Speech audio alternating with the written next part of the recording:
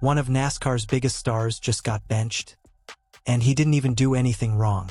Meanwhile, a rookie sensation is about to walk away from a car he just dominated in less than 24 hours. If you don't know what's happening inside the JR Motorsports lineup right now, you are about to be completely blindsided heading into Chicagoland. And by the time we're done today, you're going to understand why this one race weekend could quietly decide the fate of an entire championship season. Something strange is happening in the garage this week. Drivers are swapping cars. Numbers are changing hands.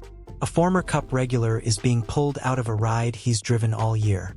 And one championship contender's entire playoff run could come down to a decision that was quietly made months ago, long before anyone was paying attention.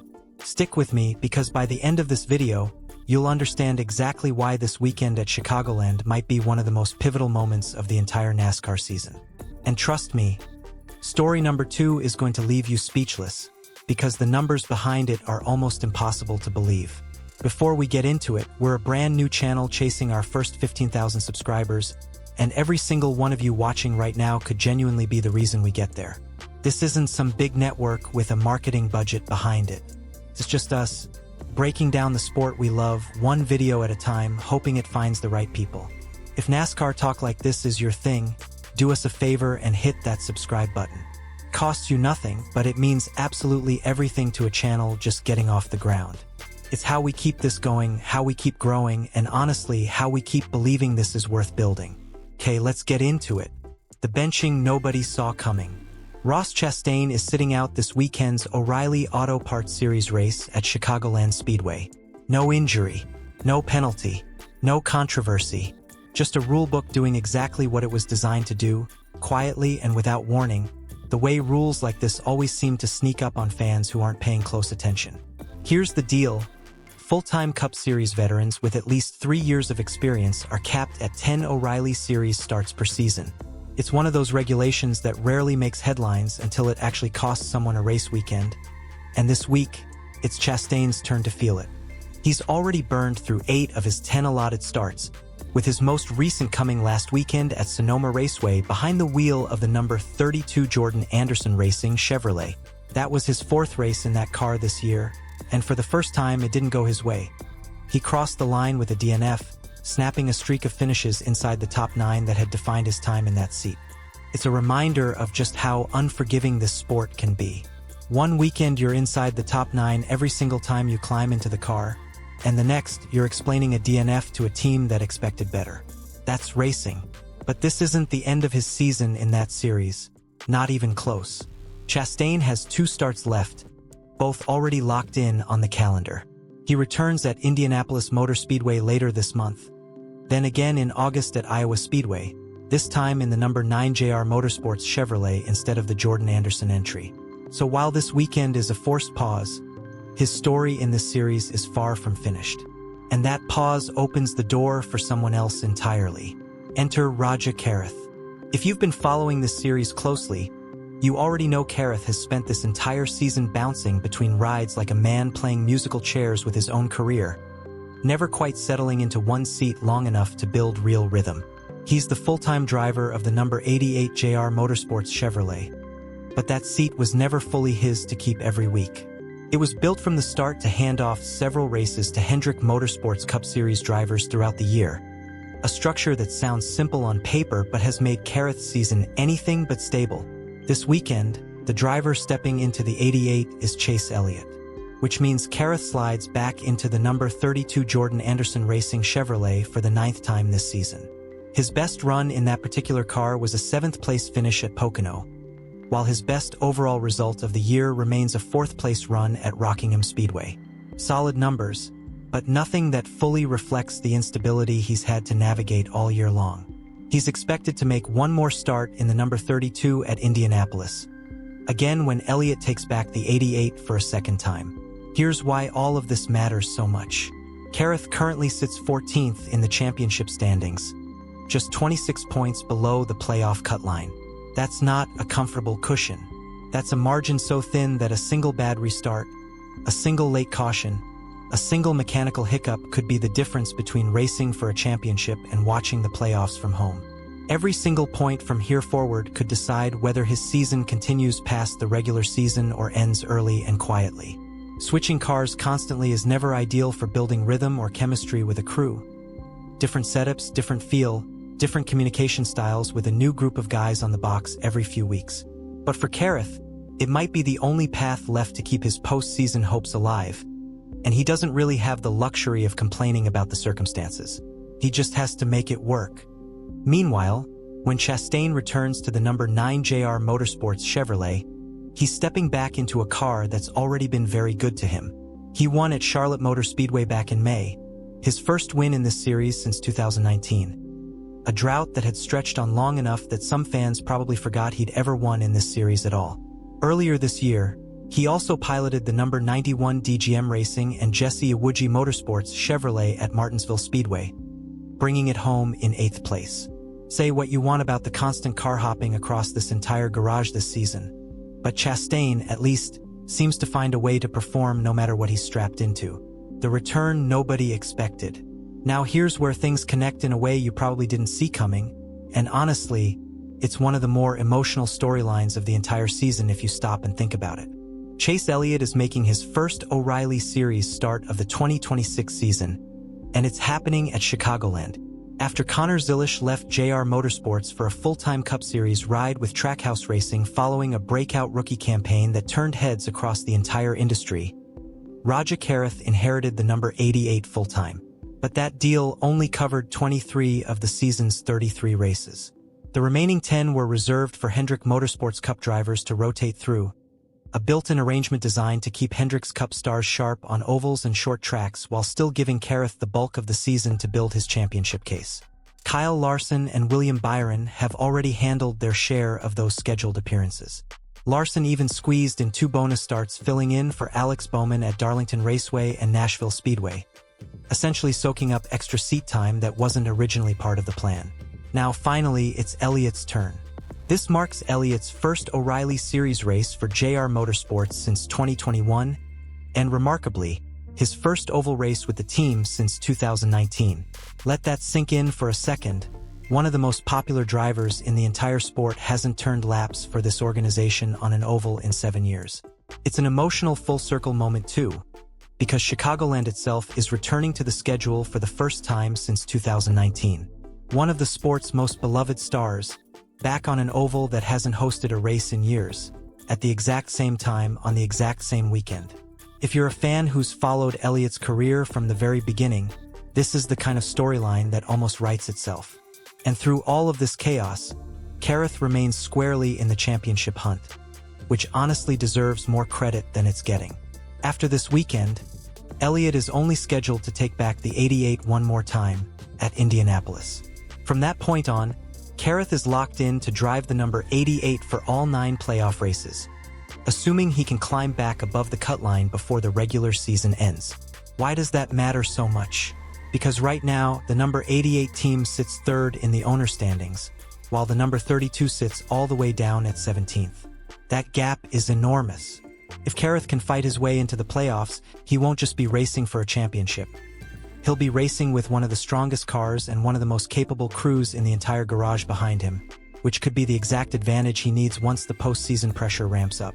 The streak, the snub, and the season's wildest stat.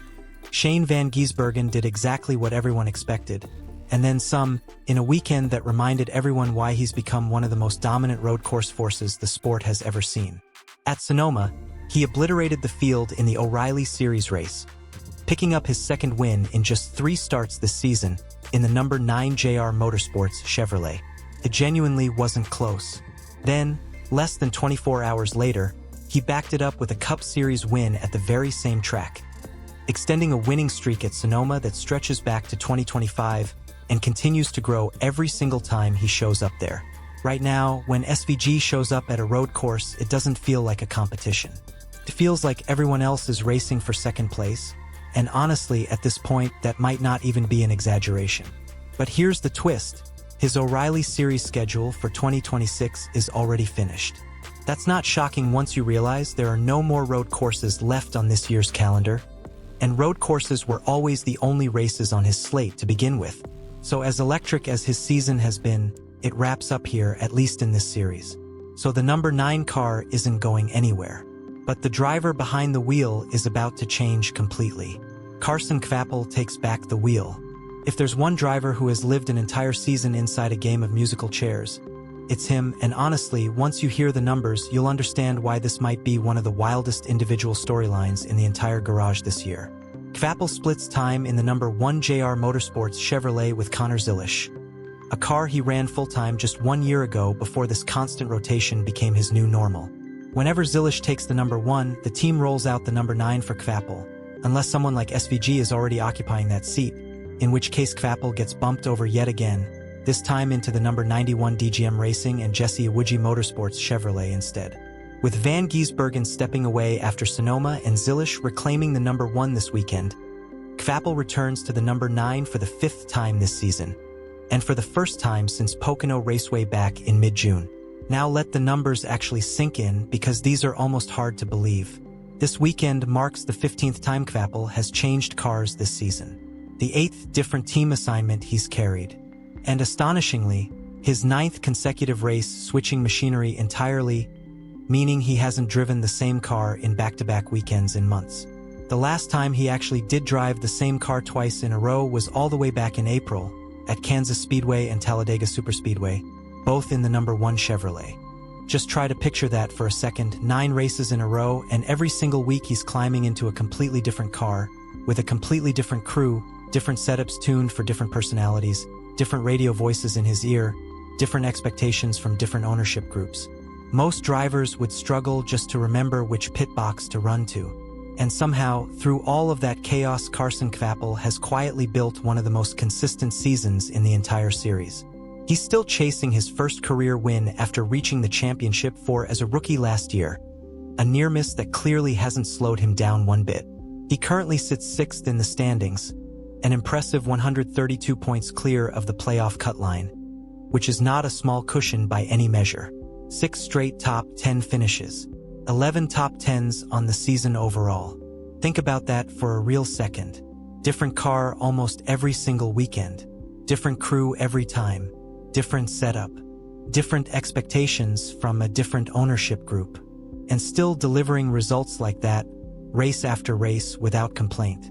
If you ask me, that might genuinely be the single most underrated storyline in the entire garage this year, and it deserves a lot more attention than it's currently getting from the broader NASCAR media. Put both of these stories side by side, and one thing becomes crystal clear: JR Motorsports is juggling more moving pieces right now than almost any other team in the sport, and somehow they're managing to keep nearly every single one of these programs competitive at the same time. That's not easy to do. Most organizations would buckle under this level of constant lineup shuffling. Yet JR Motorsports keeps finding drivers who show up and perform no matter what car they're handed.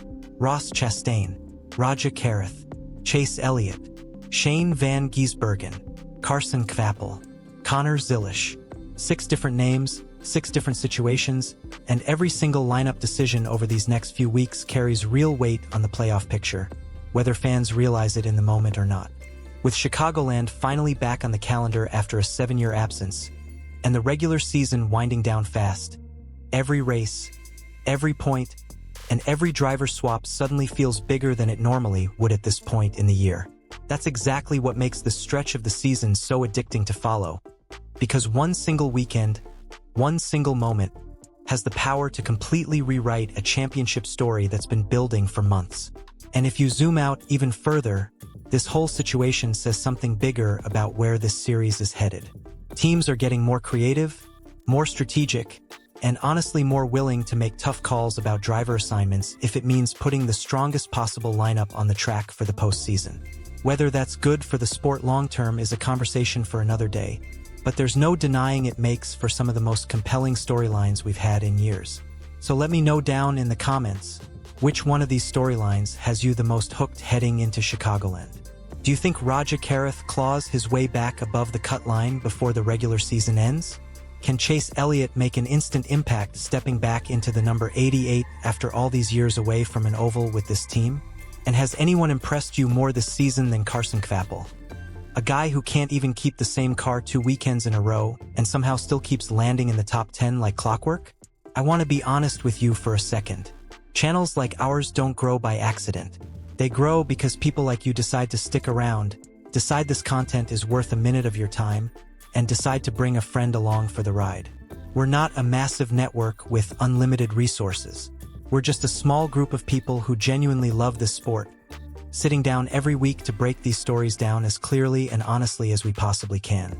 If this video kept you hooked from the very first second to the very last word, that's honestly the biggest compliment you could ever give us.